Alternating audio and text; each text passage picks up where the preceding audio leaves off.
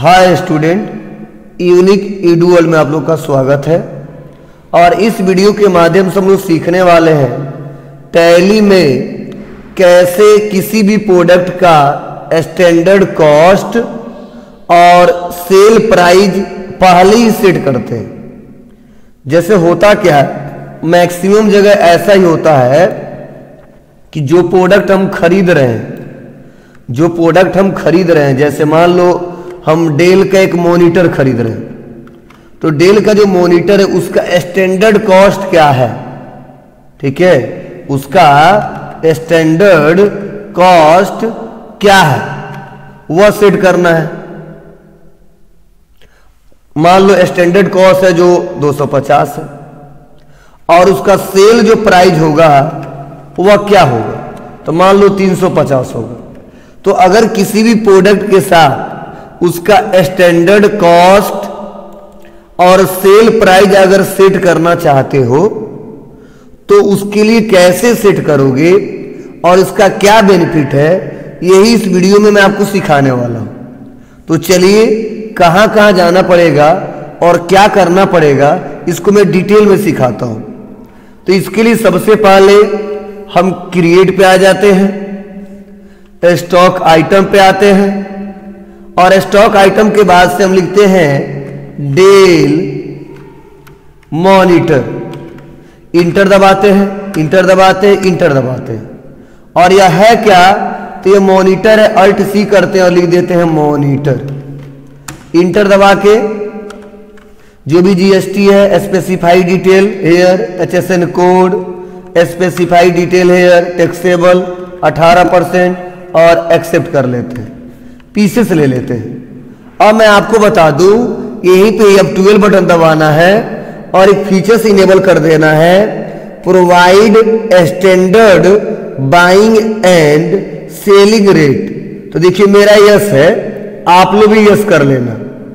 Provide standard buying and selling rate, इसको yes कर देंगे। यस करके कंट्रोल ए करेंगे। अब यहां पे देखो पूछ रहा है आपसे कि एडिशनल डिटेल सेट स्टैंडर्ड रेटेज, तो हमने कर दिया यस। अब यस करने के बाद से पूछ रहा अप्लीकेबल कब से हो, तो 1 अप्रैल से अप्लीकेबल हो जाए, इंटर बटन दबा देंगे। अब रेट पूछ रहा है, तो रेट हमने बता दिया 250, मतलब जो इसका खरीद रेट रहेगा, स्टैंडर्ड कॉस्ट रहेगा, वह रहेगा 250।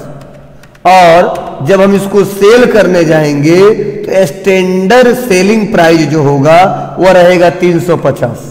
इंटर बटन दबाते हैं और इसको एक्सेप्ट कर लेते हैं। अब कंट्रोल के साथ ए करके इसको एक्सेप्ट कर लेंगे। अब हम थोड़ा बैक आएंगे, बैक आएंगे और बैक आएंगे। और बैक आने के बाद से अब हमें करना क्या है, बाउचर में आना है, F9 बटन दबाना है, सप्लायर इनवॉइस नंबर लिखना है, प्रोडक्ट नेम है डेल मॉनिटर ले लेना है, पार्टी नेम हमने ले लिया डेल प्राइवेट लिमिटेड, परचेज ले लिया, प्रोडक्ट नेम डेल मॉनिटर ले लिया। और लोकेशन हमने चूज कर लिया मेन लोकेशन। क्वांटिटी मान लो हम 5 क्वांटिटी खरीद रहे हैं और जैसे 5 क्वांटिटी पे क्लिक करूंगा तो देखिए यहां पे इसका स्टैंडर्ड कॉस्ट आ गया क्या, परचेज प्राइस का 250, तो हमें भरना नहीं पड़ा। इस प्रकार आप आसानी तरीके से जल्दी से क्विकली काम कर पाओगे। फिर से चलो मैं इसको एक्सेप्ट कर लिया, उसके बाद से जीएसटी लगा देते हैं, उसके बाद से यहाँ पे इसको एक्सेप्ट कर लेते हैं और जस्ट अब इसको सेल करना है, हमको सेल करना है तो इसके लिए हम F8 बटन दबाते हैं, सेल पे आ जाते हैं। फिर से पार्टी नेम हमने कैश ले लिया, कंट्रोल ए कर लिया, सेल ले लिया, प्रोडक्ट नेम में डेल मॉनिटर ले लिया। डेल मॉनिटर लेने के बाद से फिर से हमने क्या कर दिया, लोकेशन चूज कर लिया, मेन लोकेशन। कितना पीस बेच रहे हैं, 2 पीस बेच रहे हैं। अब देखो जैसे मैंने 2 पीस लिखा ना, तो सेल में रेट कितना आ गया, 350।